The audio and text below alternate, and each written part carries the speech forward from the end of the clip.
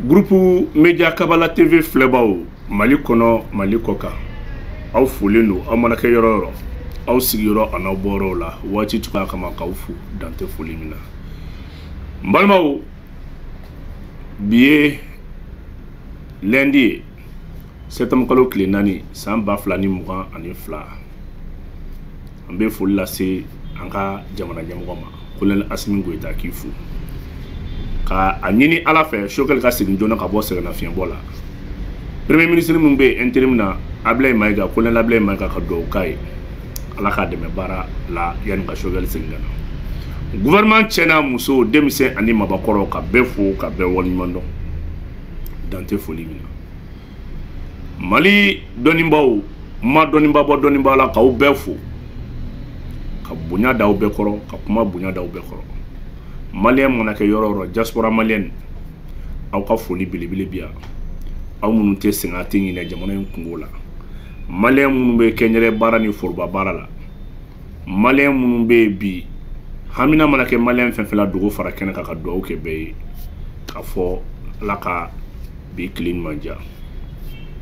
balima an ka bi sujet an bɛ bɔ ko jabili tɛ mais ka kuma la tile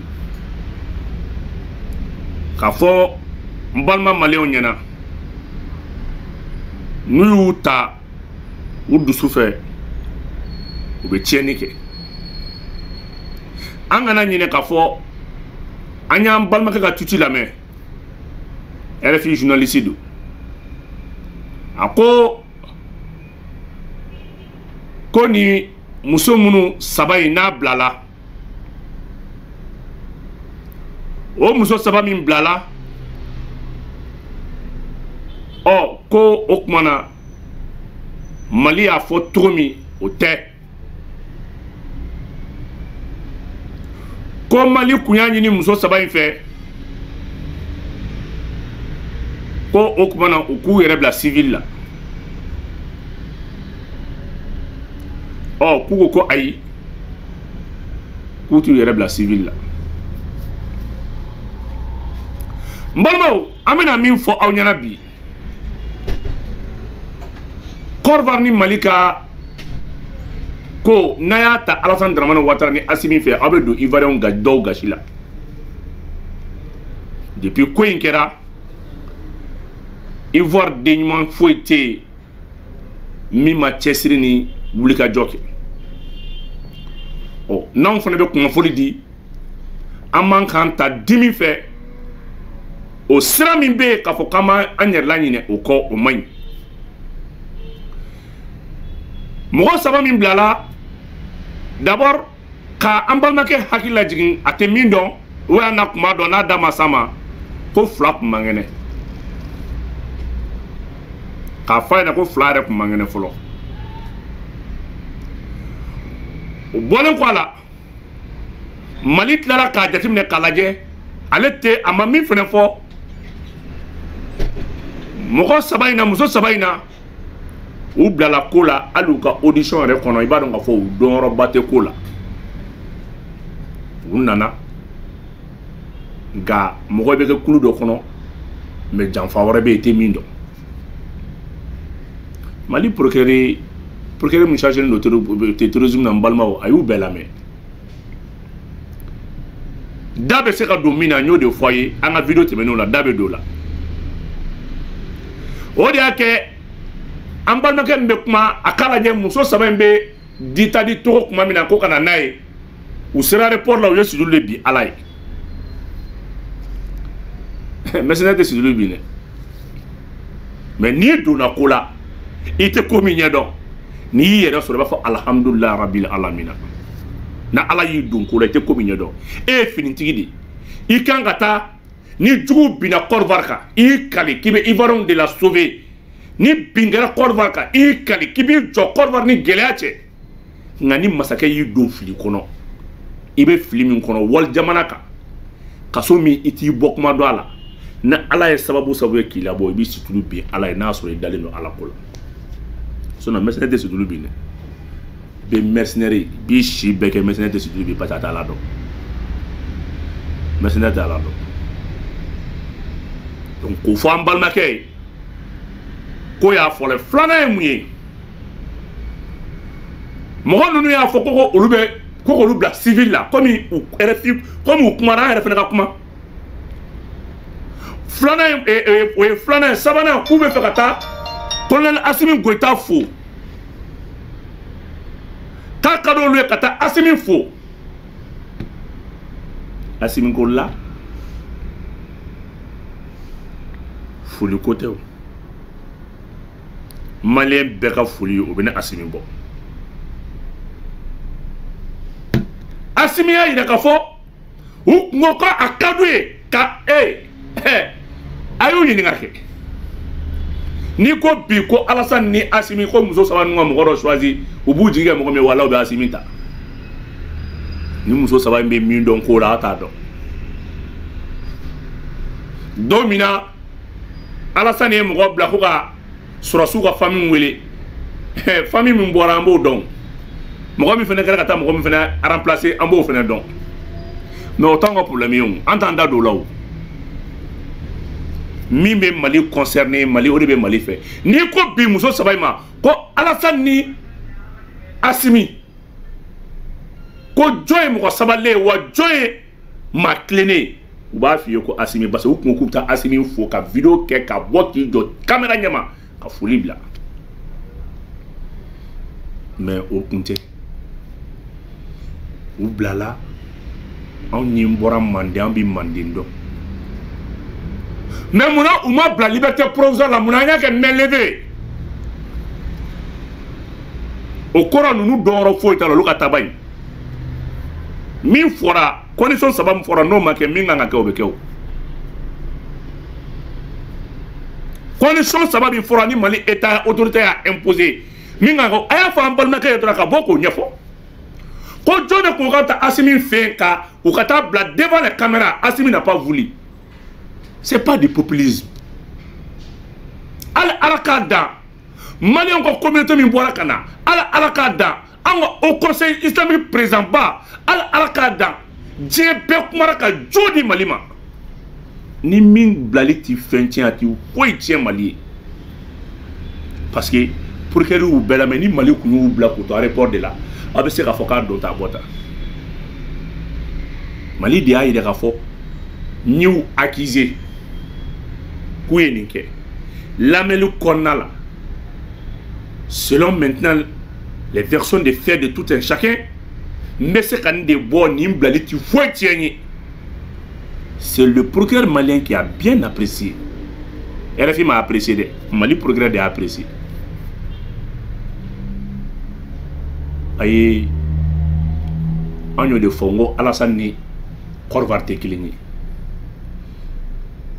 par sabula n'i ko k'i b'i ta Alassane fɛ i bɛ ko in gɛlɛya mais n'i ye Kɔrɔwari yɛrɛ population digne lamɛn Kɔrɔwari hɔrɔnw lamɛn ka Kɔrɔwari den sɛbɛnw lamɛn billahi i b'a dɔn k'a fɔ ko Ivoirien den tɛ sɔn k'a bɛ gɛlɛya ta ka Malien sɛgɛrɛ Malien den halala tɛ sɔn k'a bɛ gɛlɛya ta ka Ivoirien den yɛrɛ sɛgɛrɛ mɔgɔ caman b'i jɔ k'ale ye Malien ale ye Malien ale ye Malien san 1990 a ye taa vérifier muso 4,000 ani 500 olu de ye Malien passeport ta o y'a sɔrɔ Mali visa sɔrɔ ka di 90 91 94 fo ka na 95 la Mali visa kun sɔrɔ ka di n'i bɛ safurula n'i bɛ Mali la ka dugu wɛrɛ visa sɔrɔ kun ka nɔgɔn mɔgɔ caman kun bɛ na ka na Malien passeport de ta o den caman bɛ yen bi u nana Malien passeport ta olu dɔw da bɛ Mali kuma la k'u ye Malien olu ti Malien ye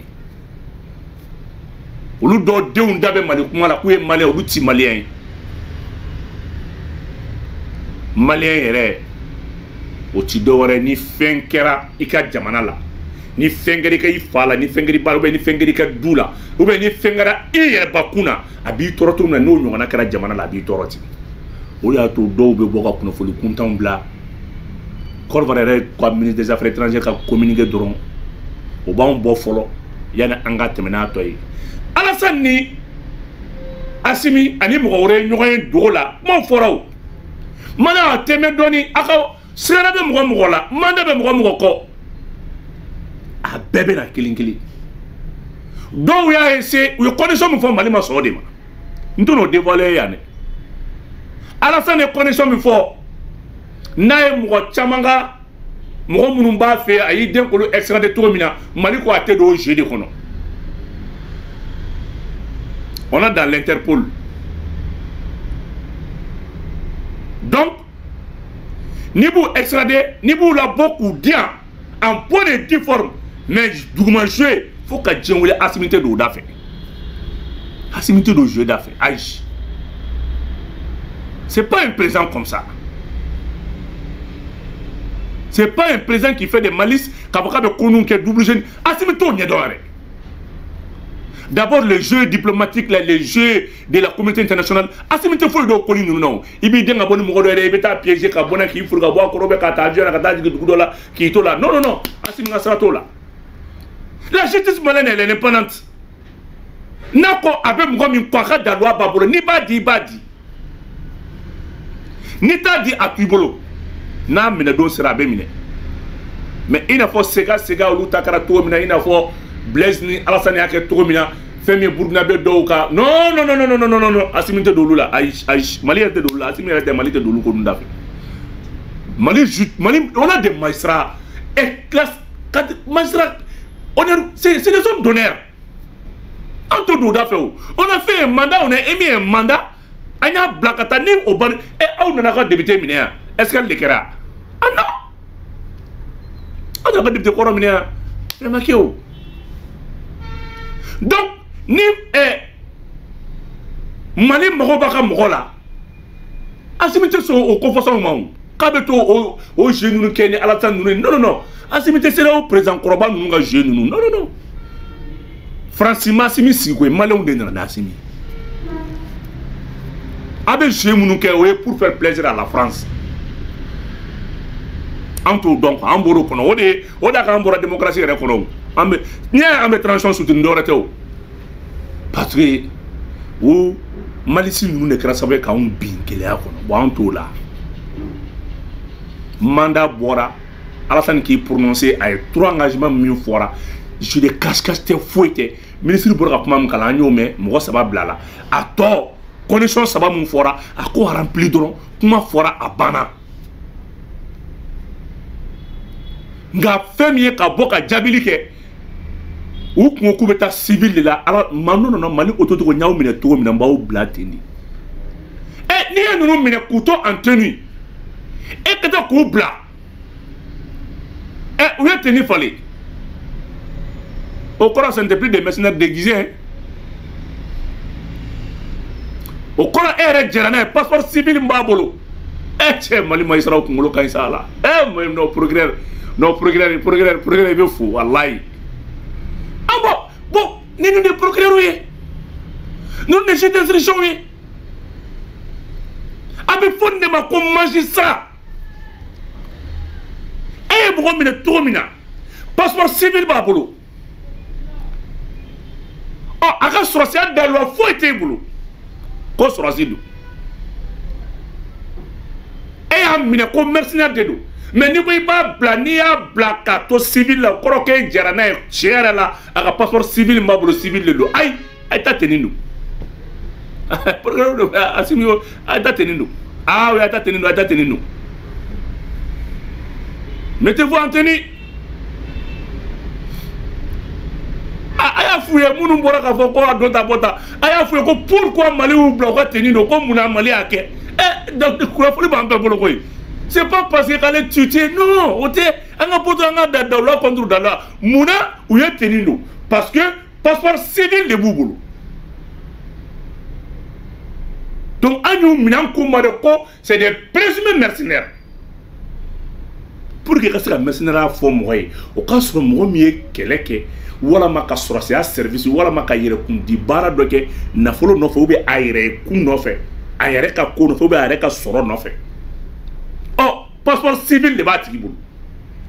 e ko ko présumé mercenaire don e ko k'i b'a considéré comme mercenaire e y'a minɛ cogo min n'i b'a bila i b'a mercenaire bila parce que Mali justice ko main levée a m'a fɔ liberté provisoire a m'a fɔ ko ko wɛrɛ Mali justice m'a fɔ sous contrôle judiciaire n'a qu'on nous faut à une condition nous pas ce qu'on fait à qu'on mène les vieux corps ne de ni mine kai ni ke wa nyentre boaka wali bi odo de mais nyentre de boaka n'a qu'on pour que dia ou bien j'ai décision dia à comment faut qu'on liberté provisoire en ce moment wole de doit la tout ou be singana wa ne ba ko singana blene mais mali comme ça ko condition ni non nous don taré nous nana ou te ko in konna don mais dans le tout boulot kana mali kono ou te ko in konna don ou quoi président ou piégé et ma wesi dulu bi ala yo ka fo ala e toroba ne do ko la janeta do asimi ne bo ala abarka ala e abarka asimi abarka malewi muso nunu de fo RFA ma fam ngui ou ko ta fo asimi fe asimi ngono otao le peuple malien fait confiance à Assimi. Assimi ni bina ni kobe blanc dans l'indouala. Mais on va attaquer parce que force spéciale mou boula, mou et ala. Mou boula et à me pédon ça. Et refait des billets restés. Et des bras comme tcha. D'autres, on veut et sans bio ou qu'il y a une galanterie on a dit là. On veut deux contrats. On veut donc il faut faire et gagner tandi. Donc, et c'est que fouille manigancé, on n'y avait fait sera flot devant nous corps vartier. Balma B, Djakounyoga sera B. C'est pas depuis Alassane Maka présent, depuis Assimi ma plafond à Kuna, corps varni Mali et Kennedy. Il fallait le dos au femme. Maintenant, nous ne pouvons pas ni funk. Au théo, il y a un peu de gamin de Nikeo. Mais Alassane est fermé Afrique, on a bébo donc. Ah, comment on a autoro? On a quelque chose de fait. N'a pas Alassane. Moi, français à Mina Katana, Ivoire Namaka. N'a pas Alassane. Moi, rebe mercenaire de ou kuna kabri ni rete. Kabra ko ni muso saba ni rete. Na Alassane yere fora mo be keledi. Donc, on a mis fo do ma côté fouité.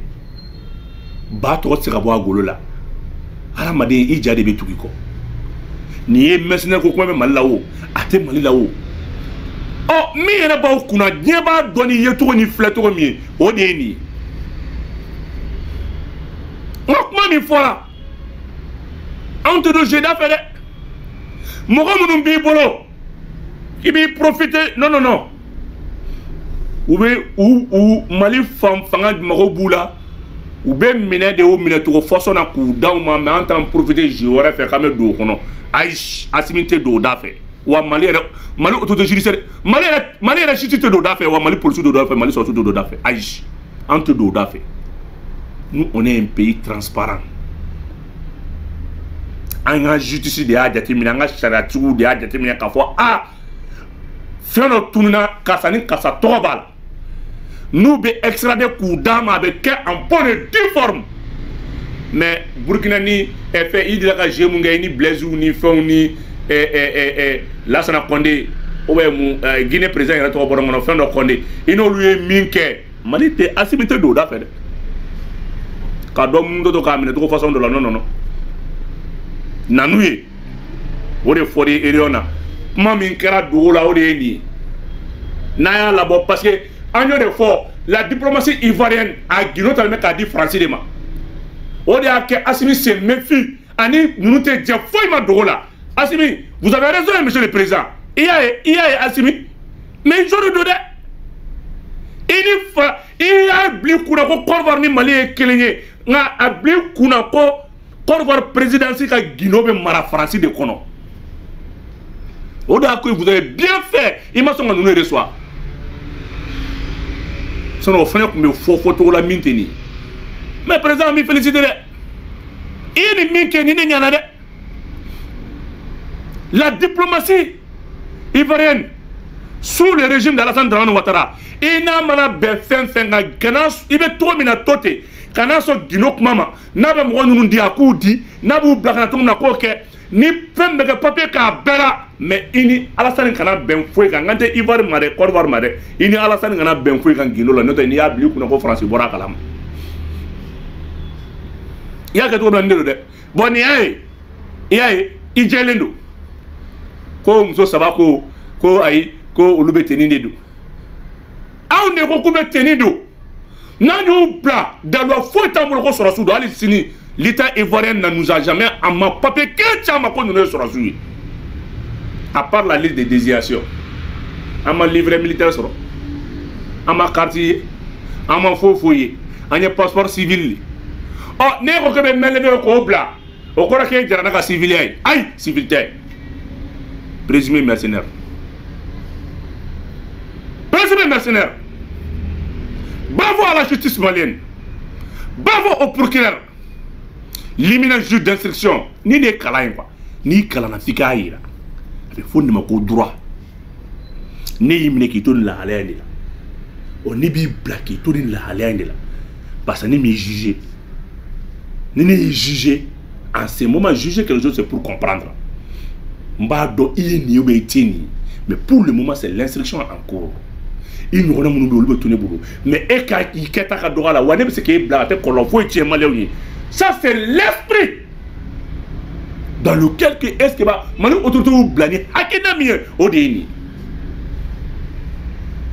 c'est dans cet esprit là que l'autorité main levée communiquer bien c'est donc ni toi vous presque traitement fort ah non ou ma blanote ou ngo de kube bla kube ta folike anwa jamana kantigi la wabi ou be tanu barka min da Assimi ou to da Alassane parce que Alassane de udo kele akono Assimi ou bla na ko Assimi ja to fle ni nyona mina ne to dina fu ka ta se domina Mali critique la kungu ka hake unu ka haki naundi ay ngawte ote delikela munu nana malere munu be on t'indique, on t'a odoya, on te fouille, mais faut malin on a donc une ivoirien et killing. A quand on t'a érifika comment 10 000 fait, quand on quoi voir quelqu'un noyé, ivoire tant quelqu'un noyé. Alassane de nana, on a niesi Alassane de ma. A quand ivoirien quand fadi ou malin, a quand ivoirien quand quelqu'un noyé, ivoirien ou dodi. Ou est chantal tu coube courant tige, mon blala. O ko be malin million nan ngena malin re ko aku o re bismillah e malin ko malin mo e mo blale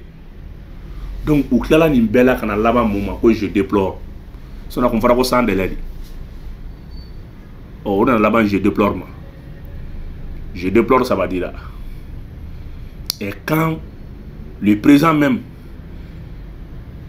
publiquement il déplore mais ça va dire faut attaquer à français faut clé.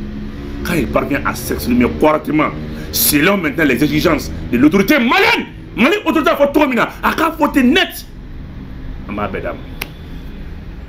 quand ce papier qui, Assimi Madon, wallahi,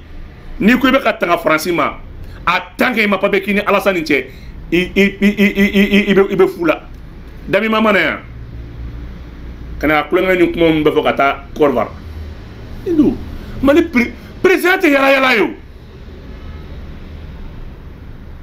abe to bu ko uran na jabu ka ta donga dugula il bouge pas ade mo boula les gens pensent à Assimi de bouger parce que ouais il a peur à donner pota non dami bana Assimi mbema na condition kele ne ko fa ngala ni ka jamana dum bi fe i boray ma bo mi ngan ki soro bi soro mais on teta nous de bas kono ka foka buka ni kuma nous même ro blaka tout non en tête no de dami bani dumia fle yala la on est Assimi Bey kilo fle ka jamana de on de buko ils sont soutenus par leur peuple comme Assimi Goïta na Assimi na yoro fa Assimi dia faut se Assimi balkat sa oromi mais yana ka foka Assimi aye to buka masaka utakalaje aye Morocco uran utakalaje aye Espagne bi nyemgo utakalaje principauté ni royaume be romuna ayu takalaje abuka masako bolenga tami il s'en fiche urutami mo de mako bolula ni mako be Mali la be na Assimi bien et je ko représenter à boire tchakwate ame mi foyer doron ka kuma noya ni kointi ko jare ni kointi ko e kame mina sama ani nyoche ni kointi ko e komi na ma fo kame nyoche sama non malien ay daka justice la ka daka président moi mi m'a tuité n'a ba tigi sebe ma aba fo ka journal là mo journaliste de aka donc a fo ou ma blani civil au dawara mali autorité wera là parce que passeport mbubu le passeport civil le do ni mo gomina Anthony ni ya blanc civil il doit avoir papier mbabulu civil a papier de gelin mbabulu sur ça papier gelin kelin tout boulot mercenaire non y a papier de boulot mba sabla on a dit ayo ni na dron munu me kuma la RFI ka boku ni ko noko ku na ministre ma kanal la ko yetien o ku ngana lisim di ministre ma ka lisi bemi yo ni ko na ministre ma ko na kanal ko ni fait i ka barji ko danete non il peut y avoir des ministres protocole service protocole bi il a sigi qui photo ta qui empreinte tout ta qui a carte glanka dima ministre de mo cher carte glanka solimana oh mana ah il y a wala to wera bi avec le ko charabi fa bo to wera kono de et de là ka mission des Nations Unies mission onisienne ka mo jonga barji glanka solimana il peut être pays d'accueil là donc mission mimbe obi bismillah qui l'a sigi, qui traite, qui photo ta, qui a basé dans la dima. Mais, missionnaire ni basé kana, on va ministre me corvarde ya. Malé wa yo ringa doro. Ministre me corvarde wa. Donc ote papier jojo foi maira, ou kangata, ou ko na ministre ma minga élimination no boloka et no NSE, ou no mum boloka, ou ma papier jojo foi tout boloka ta aka fota. Erreur kake, manquement kake, au baguette, mais pour la bonne foi même de ces militaires là, on a des documents mais nous quand on a taille 10 minutes maman pour les acquérir, quoi documents bémi. Abna do de la sang ko Mali présomption fournie, ko logique dit. Mali ka présomption pleine c'est bien éclairé, vraiment boutita. Mali a fait trop de dos. Mali ka communiquer c'est il est Mali kabiri Mali gouvernement a communiqué kala ki ici yap Mali ya après au début kuma là ça va ça RFI tira fouille que on nous corvartier au sebe présent mina yo bloc ka barake anye min fodron aw munun be na ko jamana janfa aw munun be na ye gela saka jamana ma ni shara kilime ka manda ni papier bo aw no fe ko aw nom le lendo ma fo aw no do de ka aw nom le lendo aw munun be no srana ba awla Alassane afora iku ou mine ku ke collier am tout mine ibulu kana Mali ambassadeur be am tout no fe kana ni ku do avion no di Mali shara tiguma mais ka fo ko metan doni détour wara de ba fo gibe je nyona munke ini blaise ku me fangala watimna anto la de mo mo ni redo wara chama bolla ka bo e fere tout mine kana nuit ou be oro na tout nyini kana nuit parce que utara mo mi fe France ne be dabe flekle na tout no fe kana nuit ou ko nyon sur ife Mali ambassadeur là Mali ambassade là e be Mali e be mo ko blaka tout bla Mali ambassade là est-ce qu'il y a famia ibeta mi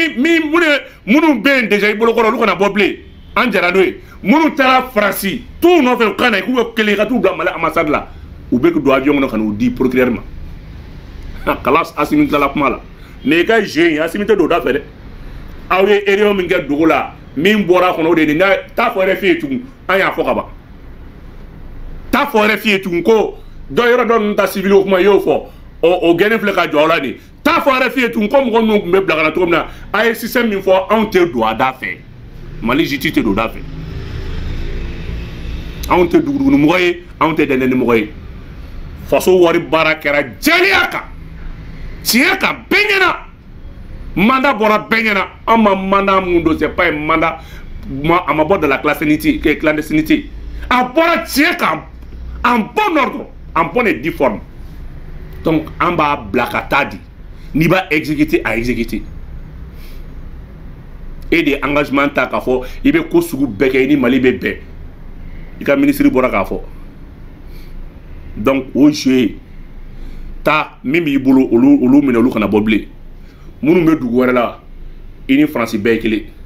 ta fo France ku bla kana iku fra nyogon ka ikota nu Mali ambassade la ali anga police foi teta ka ko tout no fait aka to lu fene minay ko échanger o tegele Assimi kana sonné kana mo bla ka ta ko tu ne a fu ka tu bla ambassade lay ambassadeur bu ga fengono kana nui kana ta de nous te kaba ko ma France kana leno ka ko ko mine ko échanger à dota bada Mali et porteur kana ta de mo chité ta wudo ko ti ka tu bla ambassade lay ni u blay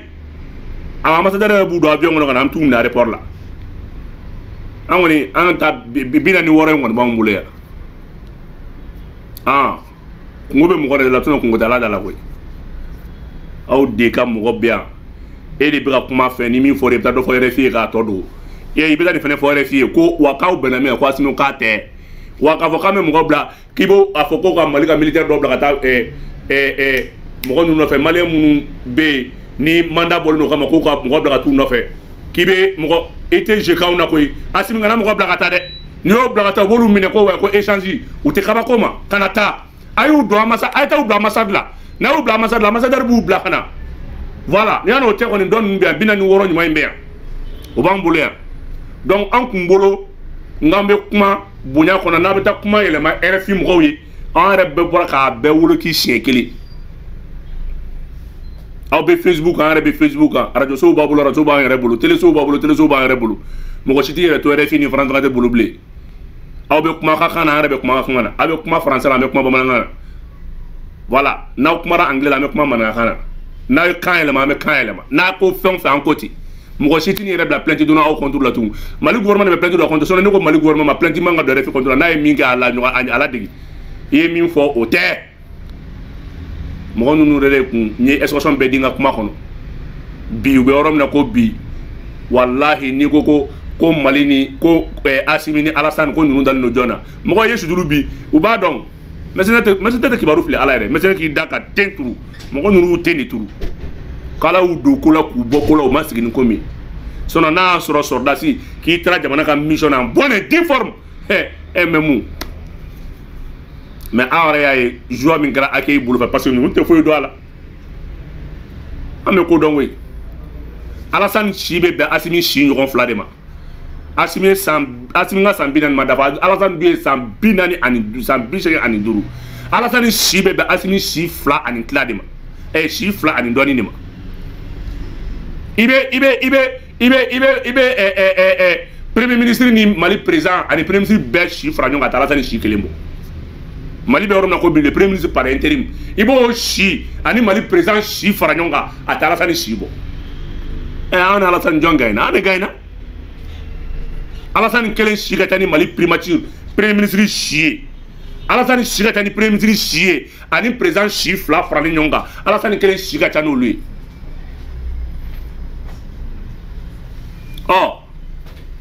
au cas politique ka san doli ke rebellion ni mercenaires ni fengna o ko banen ko fe kuma mina ka bina foko abna comparaison ga Alassane ni non en tout là entre comparaison na me fem mina doron o de ka foye am bora kan video in ke doron kuma mi ngunu ngambe sena ka wala ka bonyona mo nunu anyu bla en tenue parce que passeport civil le boulot civil dont un passeport est reconnu. On en a dans un cadre de l'opération militaire. C'est des éléments de soutien à une mission de volet militaire de l'administration. On en a volet militaire qu'on a de là. Nous on en a au cono d'aloi John tout boulot. On a un blanc en tenue. Un tout blanc civil parce que passeport boulot civil de dos. Ko kunga fela ko kundigila udo akani ko ferikela udo on nanyu blolo koranye melevé mge malere judiciaire soso odato justice ko non liberté provisoire te faut voter melevé de do ba sabla nunu do taka do la malere de jera nunu ko mais don nunu ba mbola parce que don nunu de ba an nafa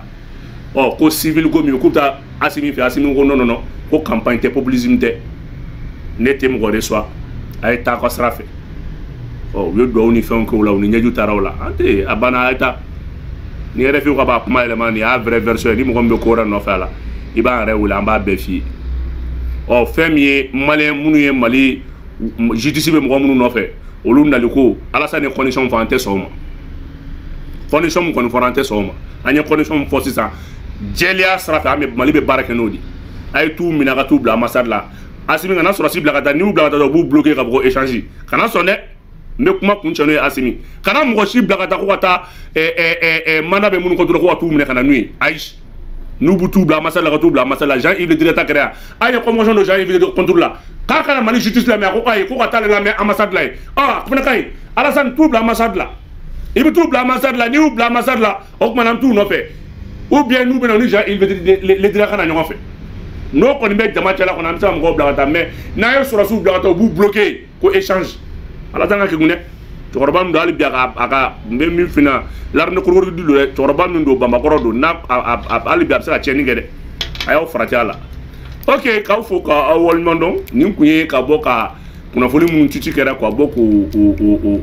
k'o kuma kɔkari k'o da kɛnɛ kan maliyɛnw k'a faamuya